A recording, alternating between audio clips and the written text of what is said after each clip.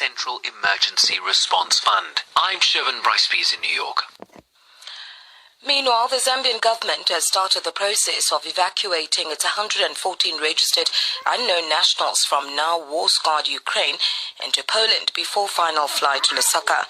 However, while many are fearing that their lives as the war rages, some are choosing to stay on, but the Zambian government is warning that people should make decisions now before matters could be worse. A Zambia correspondent Arthur Davis Kopo reports from Lusaka.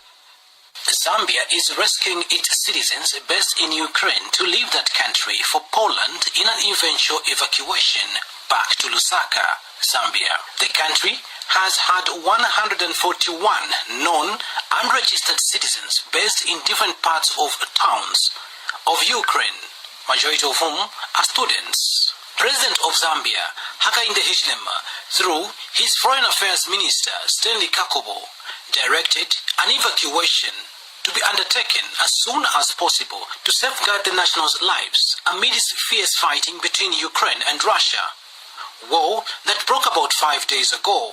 As the war rages, transport in that country has been disturbed, and the evacuation process that Zambia is carrying out has faced hurdles, as these Zambians have to walk or find other best means to get to Poland.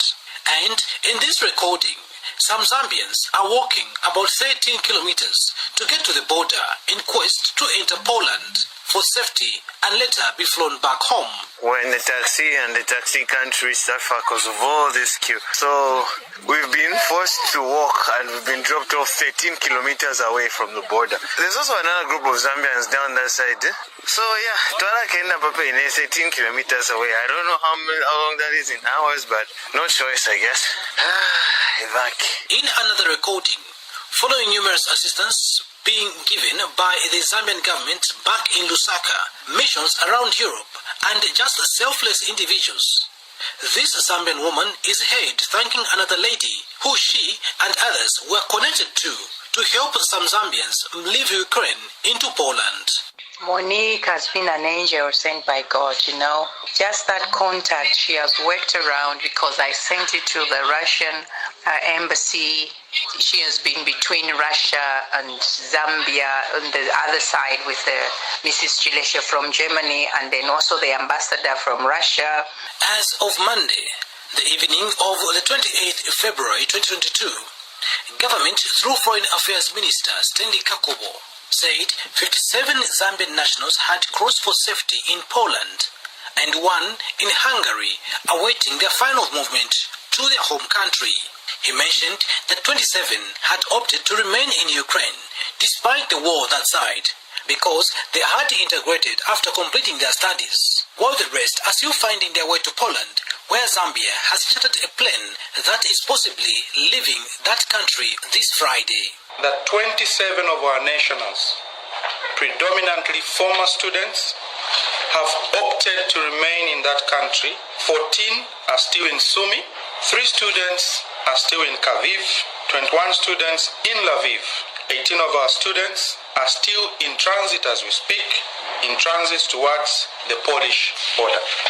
The situation in Ukraine, colleagues, remains very unpredictable and complex. And throughout this evacuation exercise, we have been faced with various challenges. And the minister is assuring that the Zambian government is committed to ensuring that all citizens in Europe and those that need to get back home reach safe. We are encouraging Zambians that are currently in Russia to say that while the airspace is still open, to avoid escalated risks, that they must make efforts on their own accord, those that have capacity to do so, to begin to move out of Russia. It's not always prudent to wait on your government to act, but it's important that individuals and families support each other to ensure that evacuation is done even on their own accord. Parents, guardians, and other relatives are keeping their fingers crossed to see their loved ones back home safe.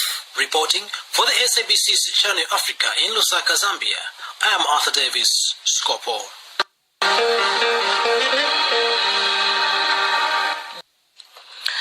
South Africa's Minister of Mineral Resources and Energy, Gwede Mantashe, says unless Africa attracts investments in the energy sector, growth is to be slow. He was speaking at Africa Energy Indaba Conference in Cape Town. The 3-day Africa Energy Indaba provided an annual program that shapes energy policy for the African continent. Key issues which impact the African energy sector will be discussed and debated at the event.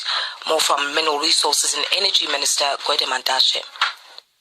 I'm making this point because unless we attract investment